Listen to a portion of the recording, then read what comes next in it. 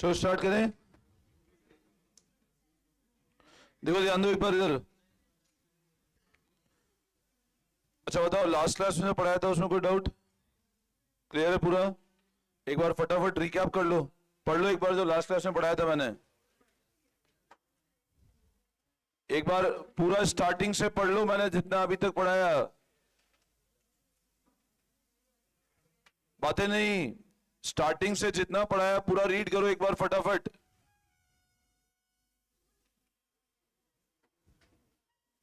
Probability में starting से इतना पढ़ा, एक बार पूरा रीड करो अच्छे से। बातें नहीं बिल्कुल भी, फटाफट रीड करो एक बार। देखो ध्यान देना, अभी मैं आपको जो लास्ट क्लास में पढ़ा रहा था, मैंने आपको लास्ट क्लास में कंसेप्ट बताया था odds in favour and odd against the event. वो भी समझ में आ गया था? उसमें कोई डाउट?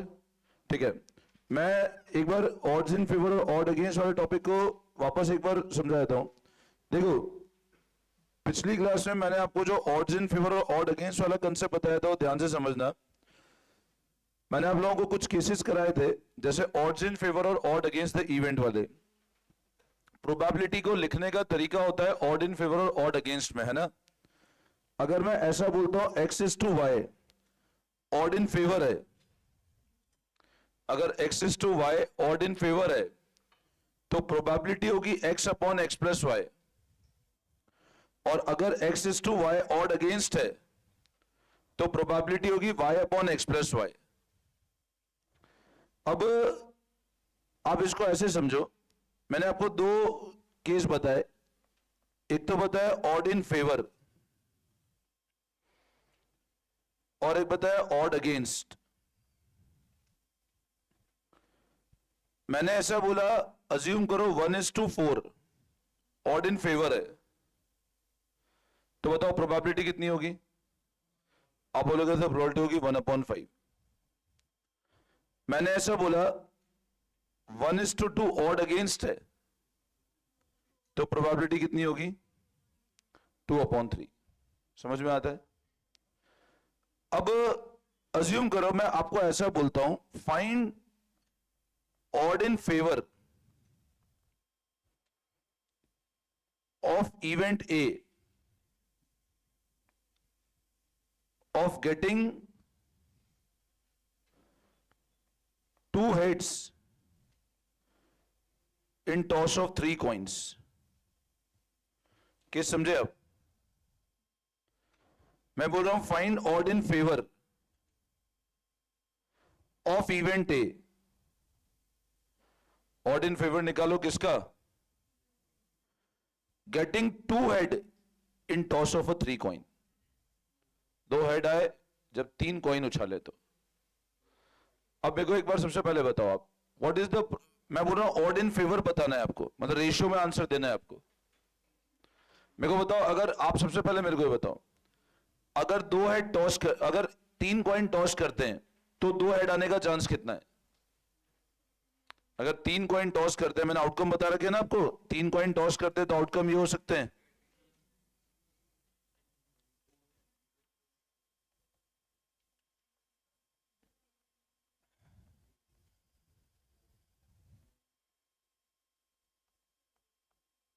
तो मेरे को एक बात बताओ, 3 कॉइन टॉस किए तो what is the probability of getting head?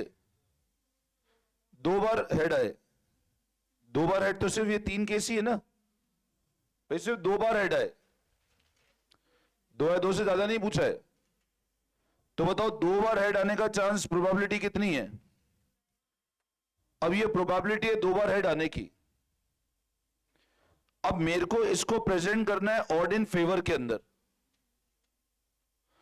तो क्या मैं इसको ऐसे लिख सकता हूं 3:5? मैंने, अच्छा 3/8 को मैं ऐसे भी लिख सकता हूं 3/3 + 5। तो ऑड इन फेवर मतलब क्या होता है? मैं यूं बोल रहा हूं, अगर x is to Y odd in favour है तो प्रोबेबिलिटी होगी x/x + y की। तो जब मैंने बोला 3/8 इज द रिक्वायर्ड प्रोबेबिलिटी, तो उसको ऑड इन फेवर में कैसे लिखेंगे? आप बोलोगे 3:5। अच्छा, अब मैं अगर ऐसा बोलूं 3:5 इज ऑड इन फेवर, मैंने बोला 3:5 इज ऑड इन फेवर, तो प्रोबेबिलिटी क्या होगी? 3/8। तो या तो मैं 3/8 बोलूं और 3:5 ऑड इन फेवर, एक ही बात है ना? अच्छा, मैं बोलता हूं इस 3/8 को odd against the event present करो, तो हाउ विल यू राइट? 3:5 को ऑड अगेंस्ट के रेशियो में प्रेजेंट करो, तो आप बोलोगे सर 5:3। अब मैं बोल रहा हूं 5:3 is odd against the event, या प्रोबेबिलिटी 3/8। अगर मैं आपसे ऐसा बोलता, अज्यूम करो 5:3 ऑड अगेंस्ट है, तो how will you right the probability? 3/8, yes और नो? अच्छा, मैंने ऐसा बोला 1/5 को ऑड इन फेवर में बताओ, कैसे लिखेंगे? 1/5 को ऑड इन फेवर के रेशियो में कैसे लिखें? 1:4। मैंने ऐसा बोला 2/7 को ऑड अगेंस्ट के रेशियो में बताओ, कैसे लिखें? अगर आप 2:5 बोलोगे, अगर मैं बोल रहा हूं ऑड अगेंस्ट में बताओ, तो क्या होगा? तो प्रोबेबिलिटी, अगर ऑड अगेंस्ट 5:2 है तो प्रोबेबिलिटी 2/7 है ना? ऑड इन फेवर 4:1 है तो प्रोबेबिलिटी 1/5 है ना? अच्छा, 7/12 को ऑड इन फेवर में बताओ, 7/12 को ऑड इन फेवर में बताओ, 7:7/12 को ऑड अगेंस्ट में बताओ, 5:7। समझ में आया? वापस समझाऊं? क्लियर है? तो लिखो आप एग्जांपल, सबसे पहले एग्जांपल ये वाला लिखो आप। Find odd in favour of event A getting two head in a toss of 3 coin. Find odd in favor of event A of getting two head in a toss of 3 coin.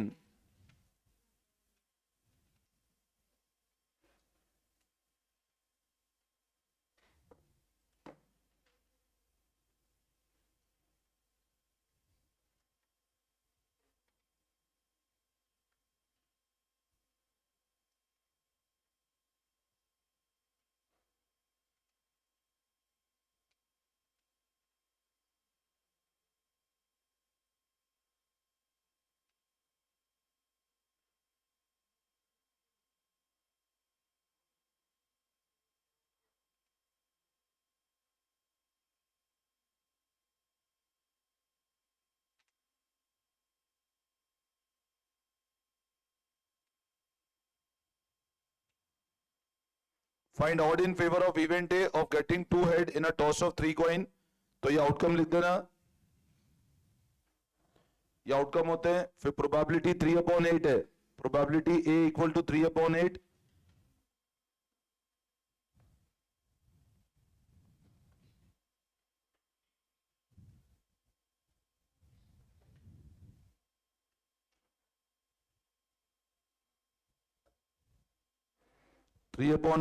फिर लिखना odd in favour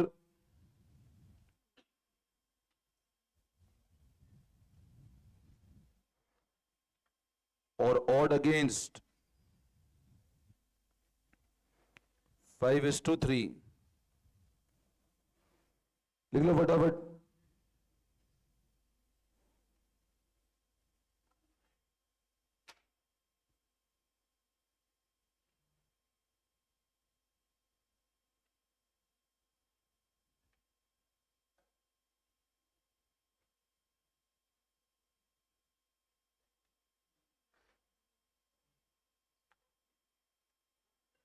कर लिया note?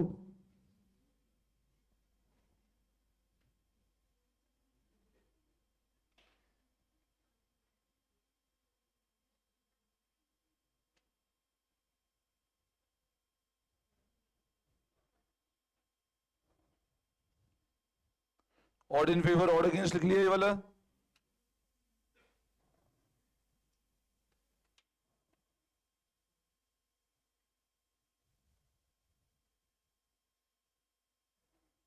सबने note कर लिया? लिखो अब next. 3:5 5:3 हो गया, ठीक है। अब लिखना, आप कुछ केसेस लिख लो, अब इसमें कुछ एग्जांपल्स लिख लो। If probability A equals to 3/7, if probability A equals to 3/7, then odd in favor 3:4.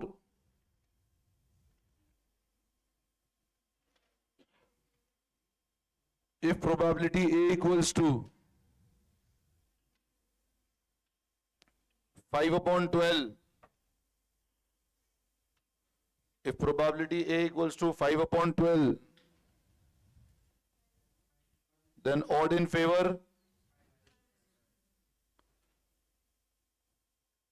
5:7। और इसी का बताओ ऑड अगेंस्ट क्या होगा? 7:5।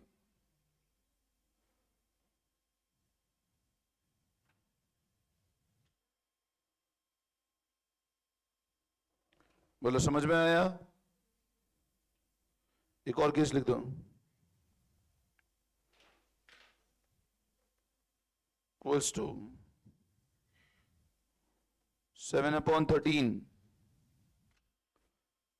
तो अब बताओ ऑड इन फेवर कितना होगा? 7:6। और ऑड अगेंस्ट क्या होगा बोलो? 6:7। सारे केसेस क्लियर है? Any doubt? समझ आ गया अच्छे से odd in favour odd against?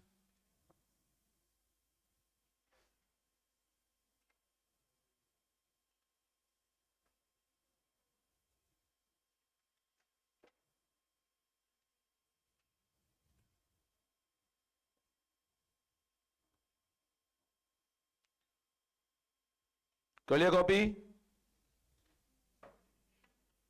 ठीक है, लगो next heading. Put next heading, set approach to probability. हाँ,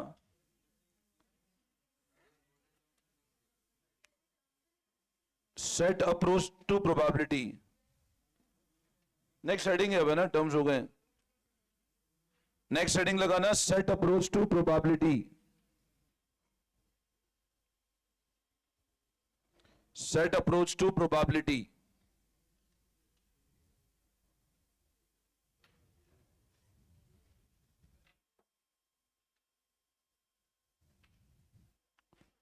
अब इसमें पहले हेडिंग लगाओ, union and intersection of event.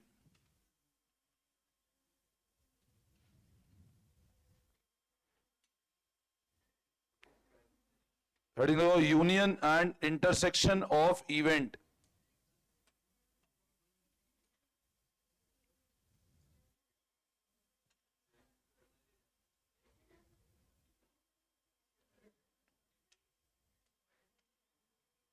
Union and intersection of event लगा लिया?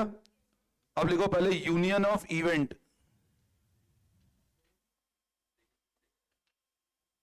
Union of event A and B is defined as, union of event A and B is defined as set of event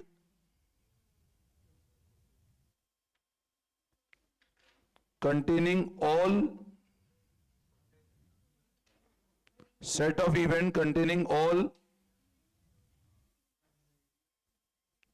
the sample points of event A और event B. लिखो फटाफट, बातें नहीं। Union of event A and B is defined as set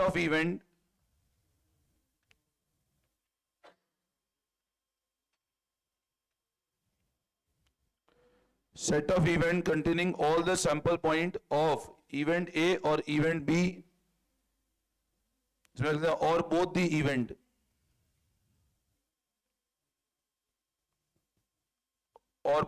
event, फिर लिखो it is denoted as probability A union B.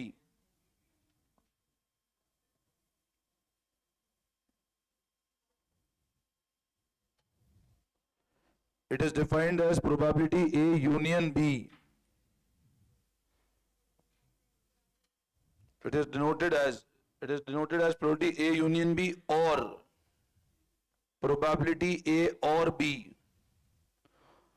or probability A plus B. ये ध्यान समझना टॉपिक एक बार ना।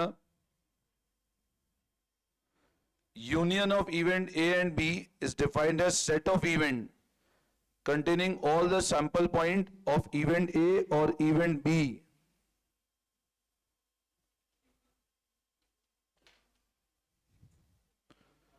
अब ना it means या तो A या B और दोनों। इसको ऐसे लिखो क्या, या तो A या B और दोनों।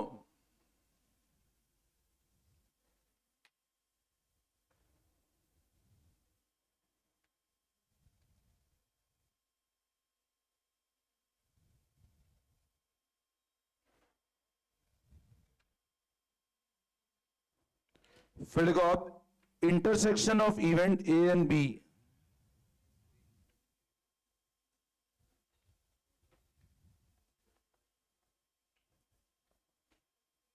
ये लिख लिया आपने यूनियन ऑफ इवेंट की डेफिनेशन। फिर लिखो intersection of event A and B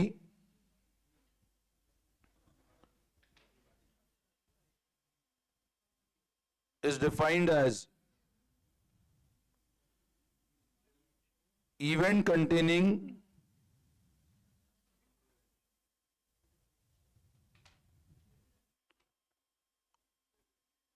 all the sample point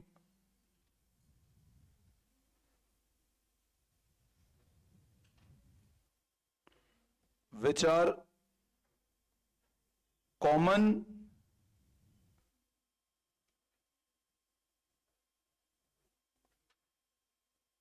in both event A and B.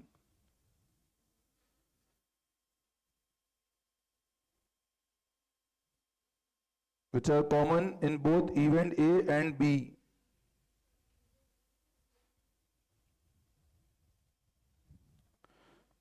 देखो, it is denoted as probability A intersection B. ये सिंबल है इंटरसेक्शन का, this is symbol of intersection. और probability A and B,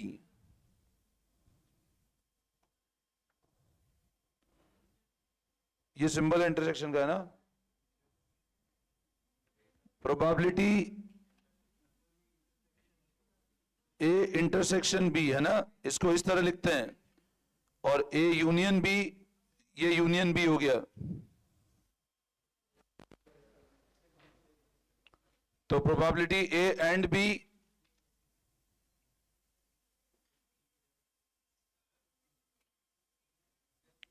और लिख दो, और probability A B,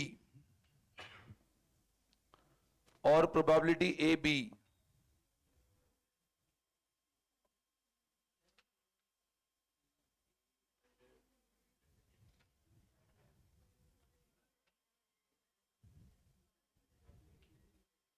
note कर लिया। अब लिखो, ब्रैकेट में लिखना दोनों ए एंड बी के साथ होने की प्रोबेबिलिटी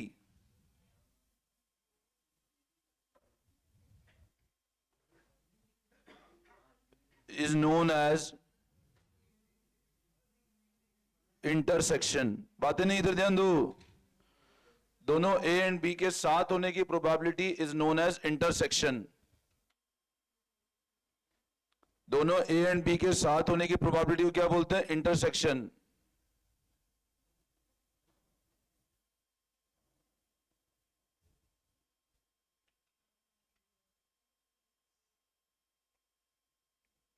ठीक है, अब सब लोग वापस ध्यान दोगे। देखो, मैंने आपको दो केस समझाया अभी, है ना। This is a basic set approach to probability. अब यहां नोटिंग कर लिया। अब यहां मैंने आपको एक पॉइंट तो समझाया, यूनियन ऑफ इवेंट, और एक पॉइंट समझाया इंटरसेक्शन ऑफ इवेंट। अभी मैं ऐसा बोलता हूं, आप एक बात बताओ, ए और बी और ए एंड बी, बोलो दोनों में क्या डिफरेंस है? ए और बी मतलब या तो ए या बी, और ए एंड बी मतलब दोनों होने चाहिए। अभी जब मैंने ऐसा बोला ना कि अज्यूम करो, मैं ऐसा बोलता हूं ये एक इवेंट ए है, मैंने कहा ये एक इवेंट बी है, और मान लो मैंने ऐसा कहा ये इवेंट ए है और ऐसा बोल दिया ये इवेंट बी है। अब दोनों में डिफरेंस समझो। आप एक चीज बताओ, मैं जब ये वाले एरिया की बात कर रहा हूं तो ये कॉमन एरिया है ना, this is your common area. No man, this is your common area. तो ये ध्यान रखना, ये वाला जो एरिया होता है इसको क्या बोलते हैं हमेशा? Intersection of event. अभी आप इसको, है ना, एक बार ध्यान देना। आप इस एग्जांपल को समझो। Now this area is known as common one, तो इसको क्या बोलेंगे बताओ?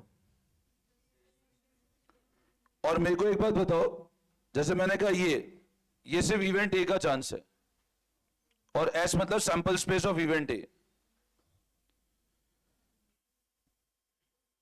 अब आप एक बात बताओ, इस वाले केस में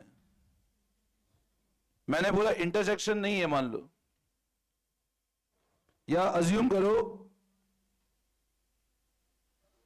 अगर मान लो मैं यहां पे दो सर्कल अलग अलग बना देता हूं, तो there is no intersection in this case. तो आप एक चीज समझना, जब मैं ऐसा बोल रहा हूं ए और बी, मतलब या तो ए या, और जब मैंने बोला ए एंड बी, मैं दोनों को साथ होने की प्रोबेबिलिटी। अब है ना, एक बात बताओ, हमने एक टर्म पढ़ा था mutually exclusive. What is meaning of word mutually exclusive? अच्छा, दोनों साथ में हो सकते हैं क्या? अगर मेरे को एक बात बताओ, मैं ऐसा बोलता हूं A and B are mutually exclusive, मतलब बताओ, मेरी बात सुनना, अगर मैं ऐसा बोलता हूं, अभी आपने बताया sir probability A intersection B मतलब दोनों के साथ होने का चांस, और ए यूनियन बी मतलब या तो ए या बी, या तो ए या बी, और अगर बोलता हूं ए इंटरसेक्शन दोनों के साथ होने का चांस। अब मेरे को एक बात बताओ, जब मैं बोलता हूं, मान लो अगर मैं ऐसा बोल रहा हूं ए और बी म्यूचुअली एक्सक्लूसिव है, अब म्यूचुअली एक्सक्लूसिव का मतलब क्या होगा? ए और बी साथ में नहीं हो सकते। अगर मैं ऐसा बोलता हूं A and B event are mutually exclusive, तो बताओ ए इंटरसेक्शन भी एग्जिस्ट करेगा क्या? फिर नहीं करेगा ना, मतलब इंटरसेक्शन होगा तो म्यूचुअली एक्सक्लूसिव नहीं होगा, और म्यूचुअली एक्सक्लूसिव होगा तो इंटरसेक्शन नहीं होगा। अच्छा, यहां एक चीज समझना, मान लो मैं ऐसा बोलता हूं A union B union C, तीन इवेंट है, या तो ए या बी या सी, या तीनों साथ में, तीनों या तीनों इवेंट हो जाए, तीनों साथ में नहीं बोला, तीनों इवेंट हो जाए।